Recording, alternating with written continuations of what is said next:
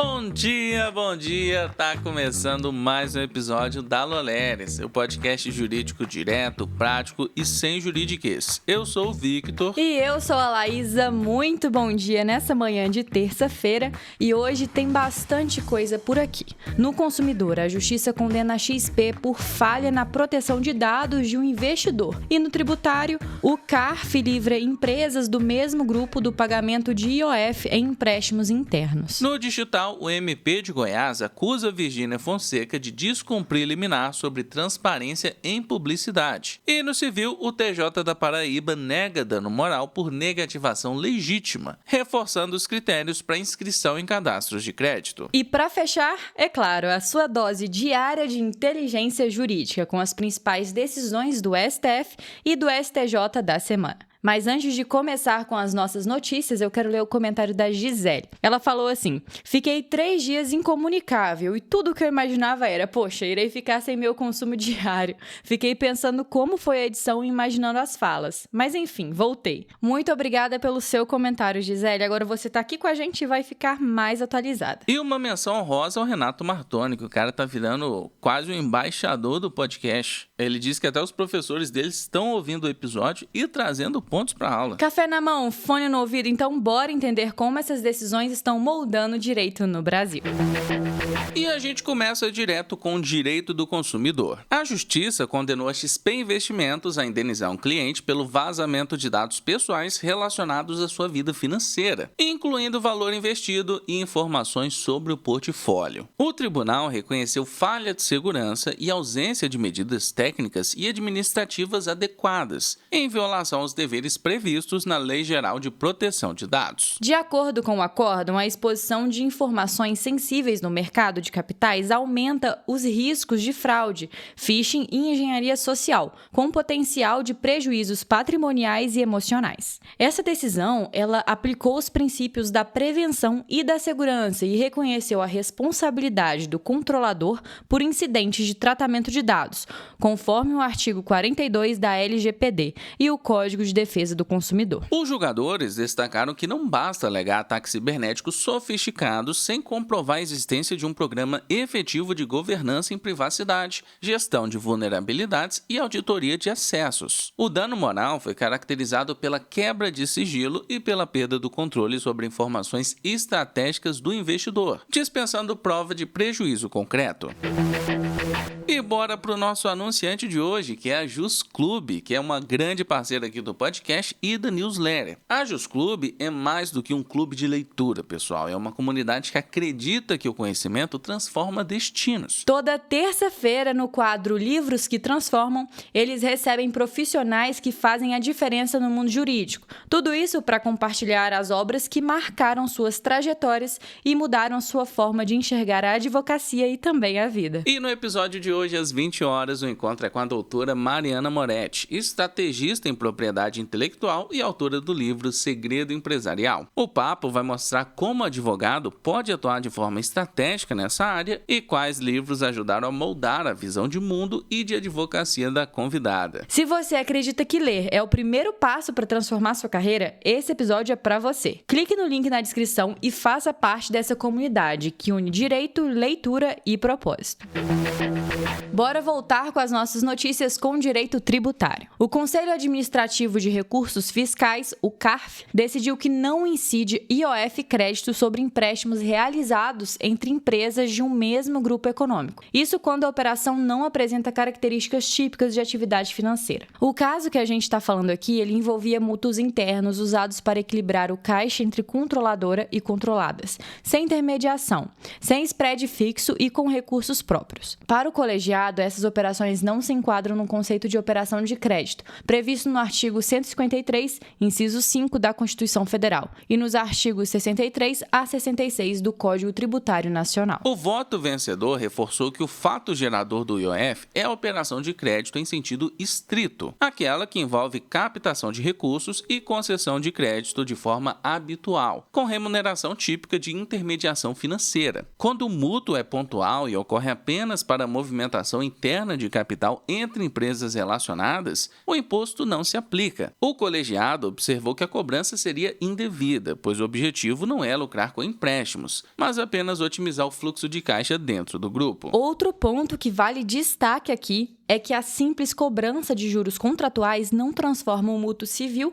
Esses juros, segundo o CARF, apenas remuneram o uso do capital no tempo, algo permitido entre empresas ligadas, sem que isso implique intermediação profissional ou habitualidade. A ausência de serviços acessórios, como gestão de crédito ou captação de terceiros, também foi determinante para afastar a incidência do imposto. Do ponto de vista prático, o CARF deixou claro o recado. A dispensa do IOF só se mantém se o grupo conseguir demonstrar documentalmente que o empréstimo foi interno e não teve caráter de atividade financeira. Isso inclui contratos detalhados, registros contábeis, políticas de tesouraria e comprovação de que os recursos são próprios. Já quando há repetição de operações com spread padrão ou abertura para terceiros, a Receita pode entender que há intermediação de crédito. E aí o IOF passa a ser devido.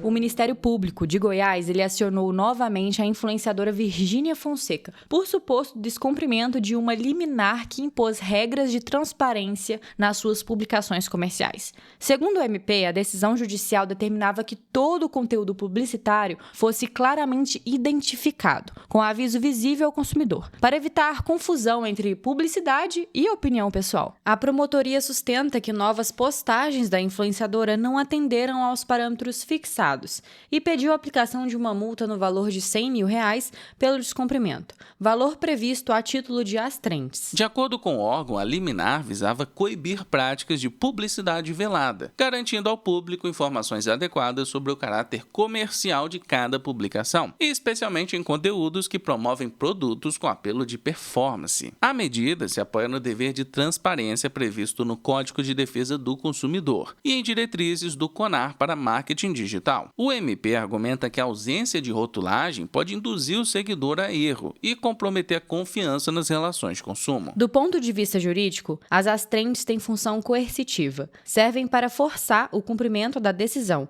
e podem ser majoradas ou reduzidas conforme a conduta da parte. Além da multa, o MP pode requerer outras medidas complementares, como a retirada de conteúdos, relatórios de alcance e ajustes de compliance publicitário. A defesa de Virgínia, por sua vez, poderá demonstrar boa-fé, comprovar correções nos materiais e discutir a proporcionalidade da sanção, mas o dever de cumprir a ordem judicial ele permanece. Agora, no contexto de live commerce, quando o MP alega descumprimento de liminar por falta de desconto sem comprovar estoque, como se distribuem os ônus e as responsabilidades entre influenciadora e marca? Quais critérios definem a prova, a proporcionalidade, as sanções e a validade das medidas inibitórias? Quem responde é Andréa Auger, advogada, professora, palestrante e autora de livros de direito digital. Estamos tratando aqui, de um caso que evidencia a importância da multa diária, também conhecida como astrentes. Essa liminar, ela determina a suspensão de transmissões ao vivo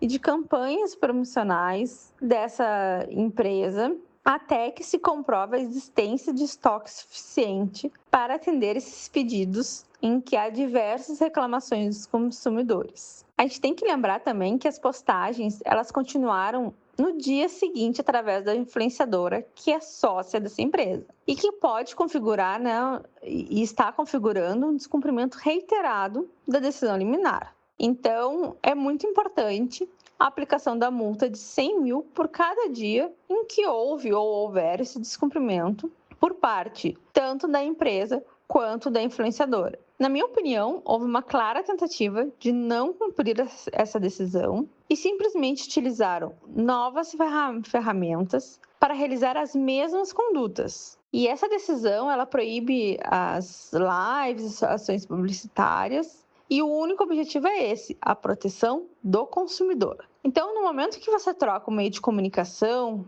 com o próprio usuário, com o próprio consumidor, não houve uma preocupação real em se adequar à conduta e à ordem judicial, mas apenas mudar a forma de manter a mesma publicidade utilizando outras ferramentas das redes sociais. Então, eles continuaram com o mesmo conteúdo promocional, não comprovaram o estoque e continuaram fazendo uma divulgação com diversos descontos de diversos produtos dessa marca através da própria influenciadora. Então, há fortes indícios de práticas abusivas reiteradas, uma grande violação ao próprio Código de Consumidor e um grande atraso nas entregas, descumprimento de prazos e falhas graves no atendimento, o que revela, uma ausência de comprometimento com o usuário consumidor, uma falta de governança e que reforça a conclusão de que tanto a empresa quanto a influenciadora optam simplesmente pelo lucro desenfreado, em prejuízo dos próprios consumidores.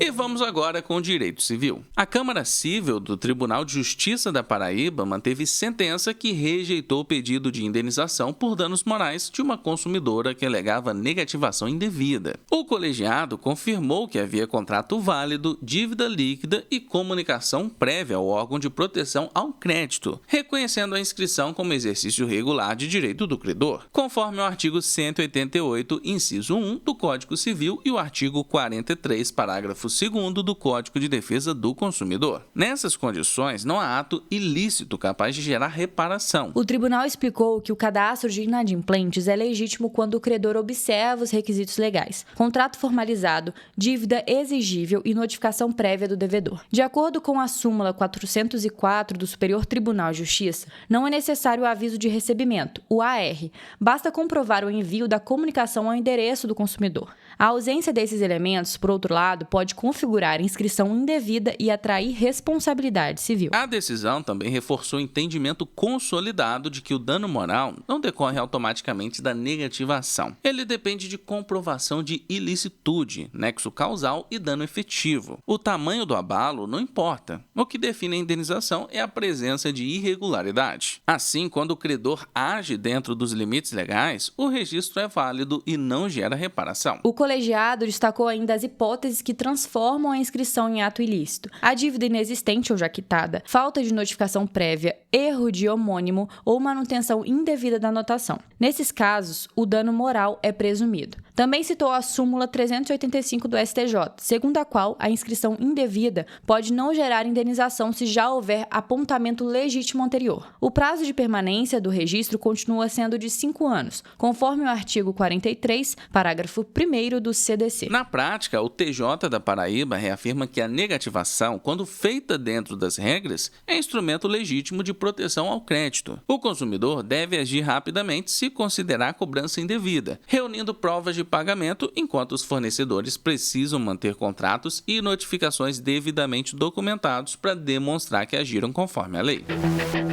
E para finalizar, a sua dose diária de inteligência jurídica. No STJ ficou definido que o artigo 406 do Código Civil, antes da entrada em vigor da Lei nº 14.905 de 2024, deve ser interpretado no sentido de que a taxa Selic é aplicável às dívidas civis. Isso porque ela já é a taxa utilizada para atualização monetária e cálculo da mora nos tributos devidos à Fazenda Nacional. Ainda no STJ, o recurso especial número 1.190.841 de Santa Catarina reafirmou que a tutela inibitória deve ser concedida sempre que houver ameaça de violação de direitos autorais, garantindo ao titular o direito de impedir que terceiros explorem obras protegidas sem autorização. E no STF, a ação direta de inconstitucionalidade número 4.921 de Roraima. O tribunal considerou constitucionais as normas estaduais que fixam reajustes em percentuais diferenciados para carreiras da Polícia Civil e regime de subsídio exclusivo para delegados, entendendo que isso não viola o princípio da isonomia.